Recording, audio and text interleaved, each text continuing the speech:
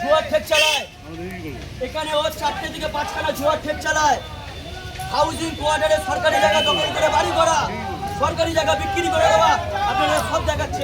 এই দোকানটার মধ্যে জুয়ার ঠেক চালায়, জিজ্ঞেস করে দেখুন আশেপাশের লোককে। ও দিদি ভাই, আমাদের ছবি করতে দিন, আমাদের ছবি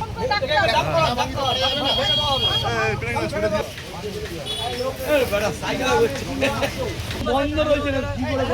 দোকানে কিছু অবজেকশন আছে, উনি বলতে চাইছেন। লোডো চলে, লোডো কে চালায়? বাবলা চালায়। বাবলা কার সঙ্গে থাকে? কার সঙ্গে থাকে বাবলা?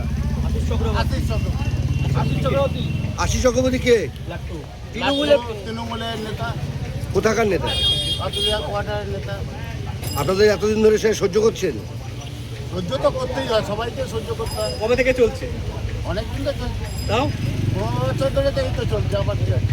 আপনার নাম? আমার নাম ইন্দ্রজিৎ সাহা।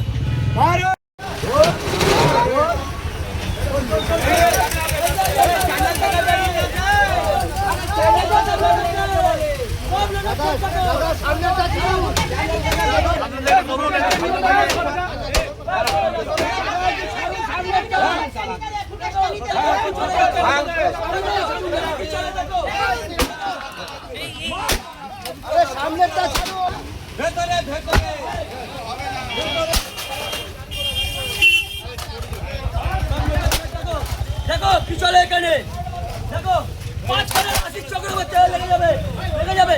আশিস চক্রবর্তীর নেতৃত্বে এখানে 5খানা লোকের ঠেক চলে।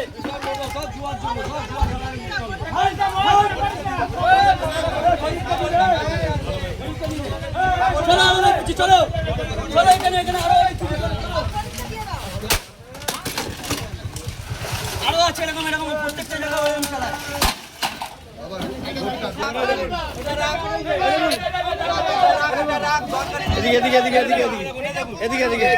কে চালাচ্ছে?